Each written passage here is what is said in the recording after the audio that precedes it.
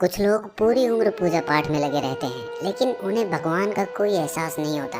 ना ही उन्हें भगवान दर्शन देते और ना ही कभी उन्हें भगवान का एहसास होता है। ऐसे में सवाल ये उठता है, क्या भगवान सच में है?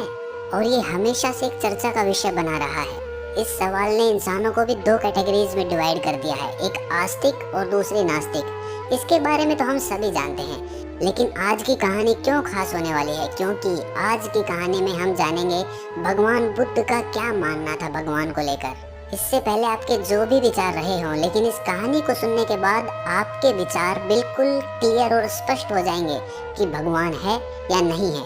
अगर हैं तो उन्हें कैसे प्राप्त किया जा सकता है। तो चलिए बिना टाइम वेस्ट किए आज की कहानी शुरू करते हैं। इससे पहले कि आप इस कहानी में खो जाएं, इस चैनल को सब्सक्राइब जरूर कर लें। तो चलिए कहानी शुरू करते हैं। बहुत समय पहले की बात है। एक बहुत ही बड़ा विद्वान क्षत्रिय आदमी था। इस आदमी के ज्ञान के आगे बड़े बड़े विद्वान हार मान जाते थे। जहाँ भी ज्ञान की बातें होती या शास्त्रार्थ होता तो ये आदमी वहाँ पर पहुँच जाता और अपने ज्ञान से सबको हैरान कर देता था। इतना ज्ञान होने की वजह से इस आदमी को अपने ज्ञान पर घमंड होने लगा था। खुद को बहुत बड़ा विद्वान समझने लगा था। उसे लगता था कि वो सबसे बड़ा ज्ञानी है, सब उसके आगे फीके पड़ जाते हैं। एक दिन इस आदमी को बुद्ध के बारे में पता चला कि उन्हें ज्ञान की प्राप्ति हुई है। इससे इस आदमी को अपने ज्ञान को और ज्यादा श्रेष्ठ दिखाने का मौका मिला। उसने सोचा कि वो बुद्ध के पास जाकर उनसे शास्त्रार्थ करेगा और उनके ज्ञान को झूठा साबित कर देगा, जिससे उनकी ख्याति और ज्यादा बढ़ जाएगी। जब वो बुद्ध से मिलने जा रहा था तब उसे पता चला कि बुद्ध ईश्वर के बारे में बात ही नहीं करते। तब उसने एक योजना बनाई कि वो बुद्ध से ईश्वर के बारे में ही पूछेगा। वो बुद्ध के आश्रम में पहुंचकर उनके पास गया और उनसे कहा, हे बुद्ध, मेरा नाम बोरंग का पुत्र है। मैं एक क्षत्रिय हूँ और मेरा एक प्रश्न है जिसका उत्तर आज तक कोई नहीं दे पाया है। मैंने सुना है कि आपको परम सत्य की प्राप्ति हुई है। क्या आप मेरे प्रश्नों का उत्तर दे सकते हैं? मैं जानना चाहता हूँ कि ईश्वर है या नहीं। बुद्ध मुस्कुराए और बोले, क्या तुम सच में ईश्वर के बारे में जानना चाहते हो या फिर अपने ज्ञान का प्रदर्शन करना चाहते हो? वो आदमी बोला, हे बुद्ध, क्या आप मुझे मेरे प्रश्न का उत्तर नहीं देंगे? बुद्ध ने कहा, मैं तुम्हारे सारे प्रश्नों का उत्तर दूंगा, लेकिन क्या तुम इनके जवाब के लिए कुछ दांव पर भी लगा सकते हो? क्योंकि ऐसे प्रश्नों का उत्तर सहज नहीं मिलता है।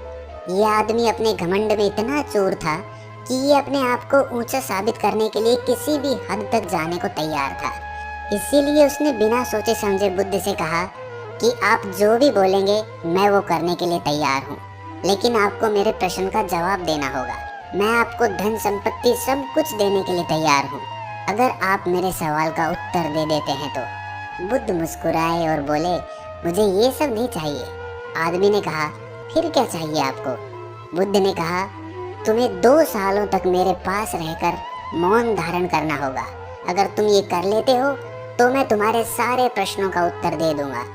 ये सुनकर उस आदमी को बहुत बड़ा झटका लगा।